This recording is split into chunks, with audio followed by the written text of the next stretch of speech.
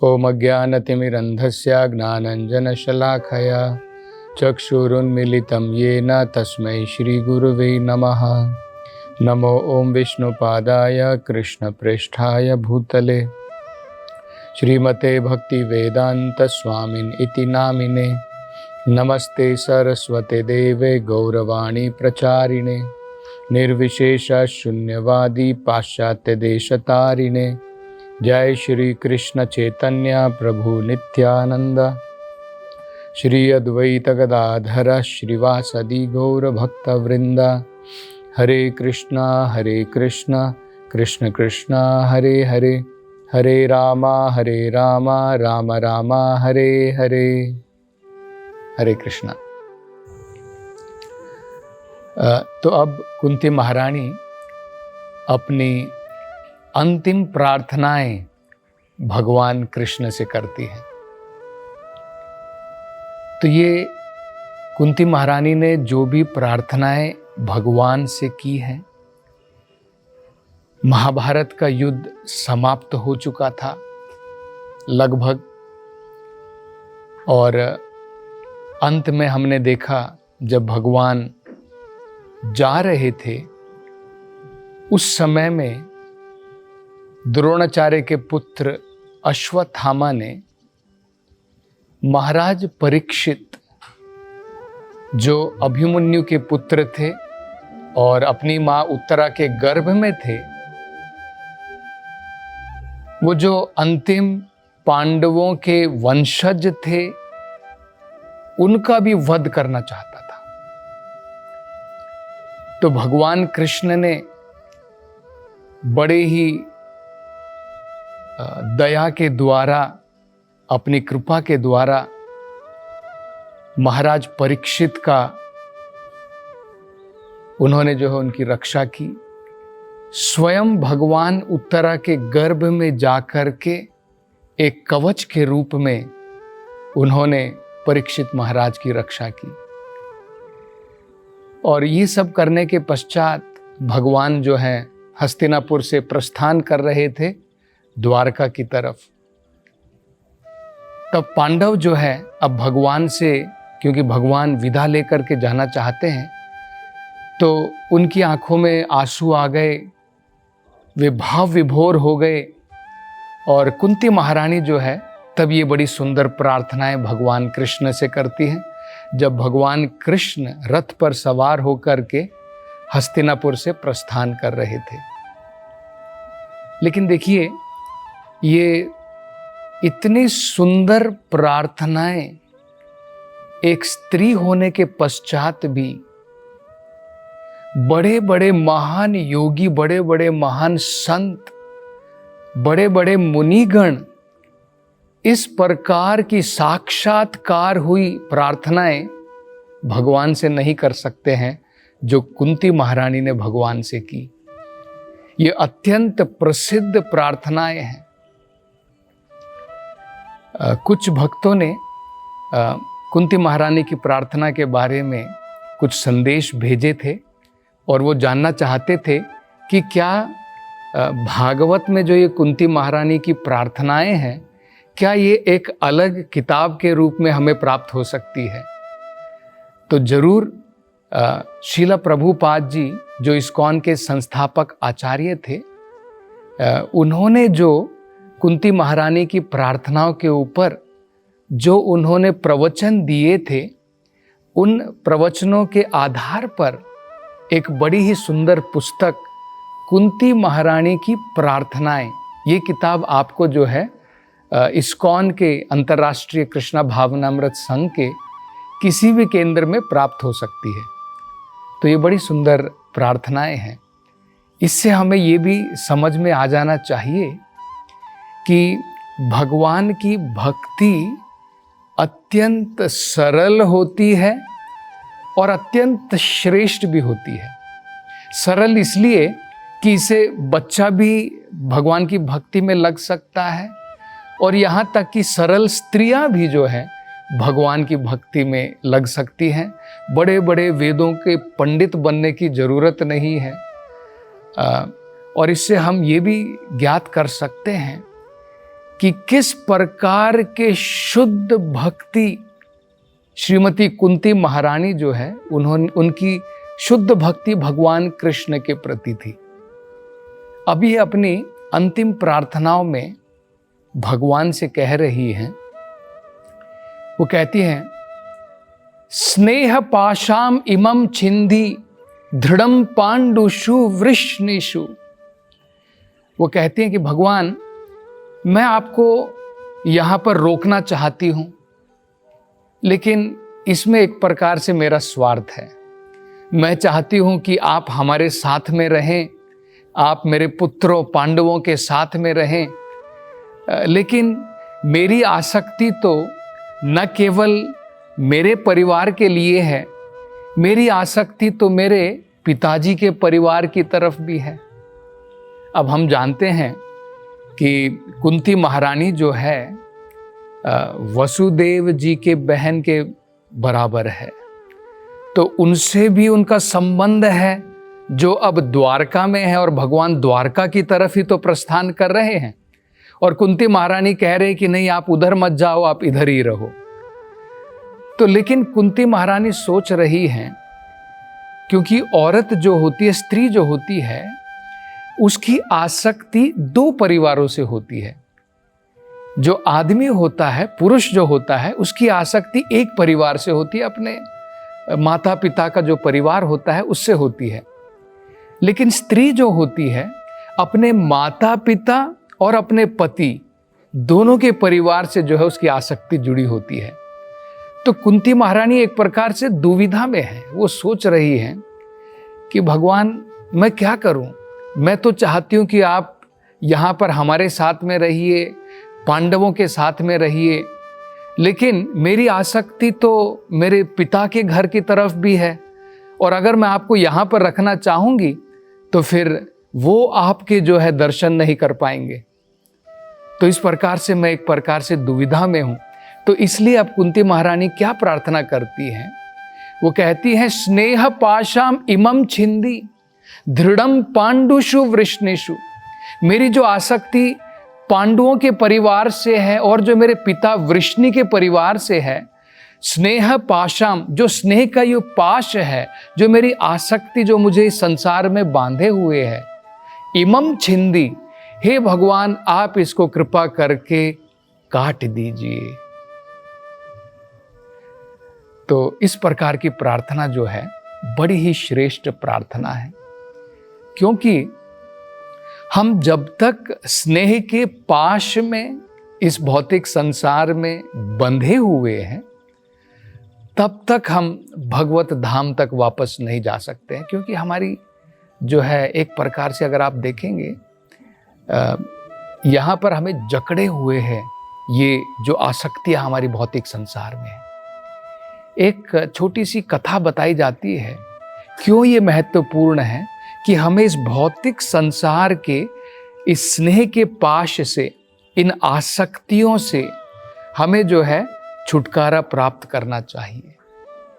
एक बार क्या हुआ, एक बारात जा रही थी, और बारात के अंदर में जो है लोग अपनी बारात पूर्ण करने के पश्चात वापस अपने घर को लौट रहे थे।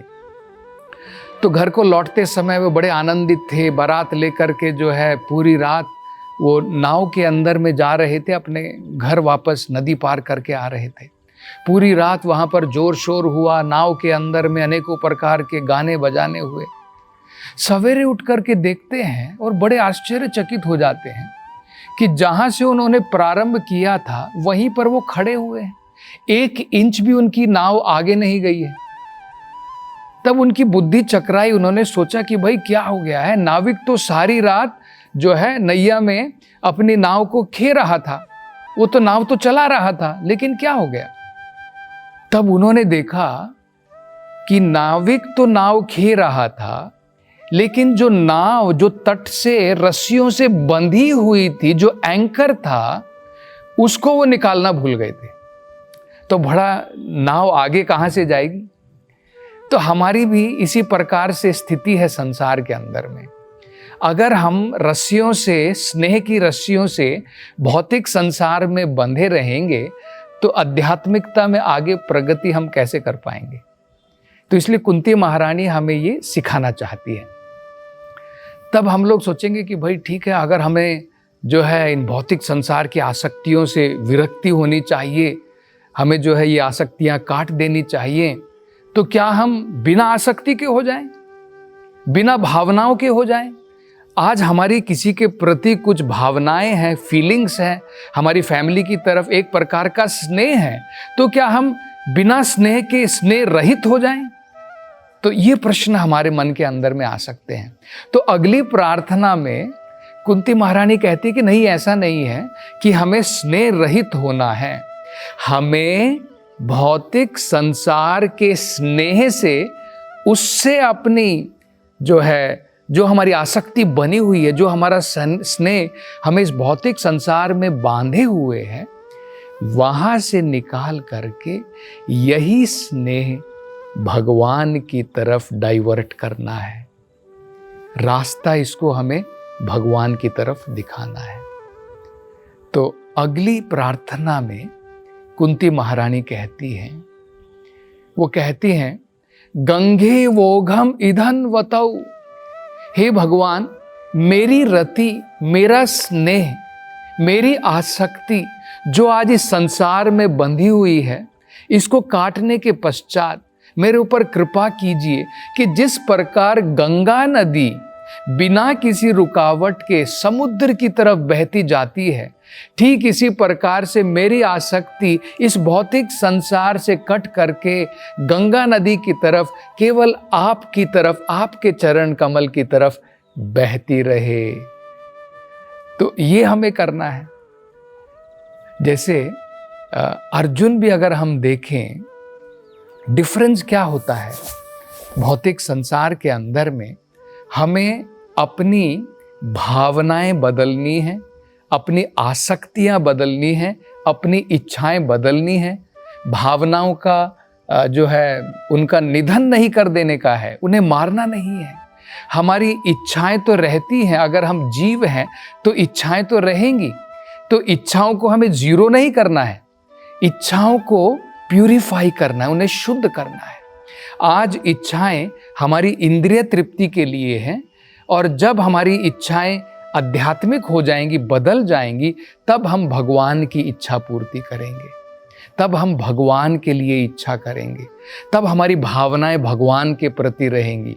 हमारी आसक्तियां, हमारा स्नेह जो अब इस संसार में लगा हुआ है, उसे डाइवर्ट करके भगवान की तरफ ले जाना है, और इसी के द्वारा परम सिद्धि की हमें जो है प्राप्ति हो सकती है। तो कुंती महारानी यही अपनी इन प्रार्थनाओं के द्वारा सिखा रही है, और अंत में भगवान से वो प्रार्थना करती हुई कहती है कि हे भगवान, आप अर्जुन के सखा के रूप में विख्यात हैं इस संसार के अंदर में। आप अपने भक्तों की रक्षा करने के लिए अत्यंत विख्यात हैं। आपका यश आपके भक्तों के रूप में, उनकी रक्षा करने के रूप में अत्यंत विख्यात है। और खासकर आप 3 जो है प्राणियों की रक्षा बहुत जरूरी समझते हैं।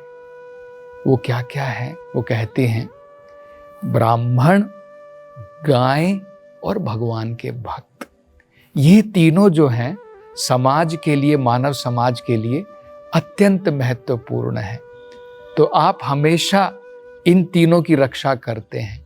ब्राह्मण जो है समाज को दिशा दिखाता है, गाय जो है पूरे मानव समाज को आध्यात्मिकता में प्रगति करने के लिए अपना मूल्यवान दूध हमें जो है प्रदान करती है, जिसका सेवन करके सात्विक उस दूध का सेवन करके बताया जाता है कि उसके अंदर में इतनी पौष्टिकता होती है कि हमारे दिमाग के अंदर में जो सेल हैं वो नर्चर होते हैं, और उसके द्वारा हमारी बुद्धि जो है आध्यात्मिकता की तरफ विकसित होती है। तो गाय भी महत्वपूर्ण है, ब्राह्मण भी महत्वपूर्ण है, और भगवान का भक्त तो पूरे समाज की भलाई के लिए ही कार्य करता है। उसका अपना जीवन जैसे यहाँ पर अगर हम देखें, कुंती महारानी कह रही है कि हे भगवान, मेरा स्नेह संसार से काट दो, सब आपकी तरफ वो स्नेह जो है मैं चाहती हूँ। जिस प्रकार से गंगा नदी समुद्र की तरफ बहती है, मेरा स्नेह आपकी तरफ केवल मात्र रहे। तो भगवान का भक्त अपने लिमिटेड जो सीमित सर्कल होता है, जो सीमित केंद्र होता है, उसको छोड़ करके अपना केंद्र भगवान को बनाता है। और अगर हम भगवान को केंद्र बनाते हैं तो ऑटोमेटिकली उसके अंदर में सबकी जो है भलाई होती है। जिस प्रकार से जड़ में पानी डालने से सारे के सारे पेड़ के जितने भी अंग हैं सब जो है सींच जाते हैं, पेट के अंदर भोजन डालने से शरीर के सारे अंग जो हैं उनको भी भोजन की प्राप्ति हो जाती है। तो ठीक इसी प्रकार से भगवान का भक्त जो है, क्योंकि वो भगवान की सेवा में लगा है, तो ऑटोमेटिकली नेचुरली जो है वो समाज की सेवा करता है, क्योंकि वो भगवान की सेवा में है। यस्मिन तुष्टे जगत तुष्टम, भगवान की संतुष्टि हो गई तो सारे लोग अपने आप संतुष्ट हो जाते हैं। तो ये बड़ी सुंदर प्रार्थनाएं कुंती महारानी करती हैं, और उनकी प्रार्थनाओं को सुन करके भगवान कृष्ण जो है मंद मंद मुस्कुराते हैं और अपने रथ में बैठना भगवान प्रारंभ करते हैं। अपने महल में जाने के पश्चात में रथ में बैठना प्रारंभ करते हैं। तब महाराज युधिष्ठिर जो है निवेदन करते हैं भगवान कृष्ण से कुछ और दिन वहाँ पर रुकने के लिए। और अब भगवान आगे क्या करेंगे उसकी चर्चा हम अगली कथा में करेंगे। हरे कृष्ण। हरे कृष्ण मूवमेंट के संस्थापक आचार्य श्रील प्रभुपाद की हार्दिक इच्छा थी कि भगवान श्री कृष्ण और श्रीधाम वृंदावन की महिमा का पूरे विश्व में प्रचार हो। मथुरा वृंदावन में निर्माणाधीन गगनचुंबी वृंदावन चंद्रोदय मंदिर श्रील प्रभुपाद के इस उद्देश्य को समर्पित है। यह परियोजना वृंदावन को विश्व मानचित्र पर एक अनुपम छवि प्रदान करेगी। स्कंद पुराण में उल्लेखित है कि भगवान श्री कृष्ण के लिए एक मंदिर का निर्माण प्रारंभ करने मात्र से 7 जन्मों में किए गए पापों का नाश हो जाता है, और ऐसा करने वाला व्यक्ति नरकीय लोकों में कष्ट भोग रहे उसके पूर्वजों को मुक्त कर सकता है। अतः एक सुनहरा अवसर है भगवान श्री कृष्ण के लिए विश्व के सबसे ऊंचे मंदिर के निर्माण में सहयोग देकर सर्वोच्च पुण्य का भागीदार बने। 1 स्क्वायर फीट मंदिर निर्माण सेवा राशि 2100 रुपए मात्र। अधिक जानकारी के लिए संपर्क करें 8585850033 एवं 7725977260।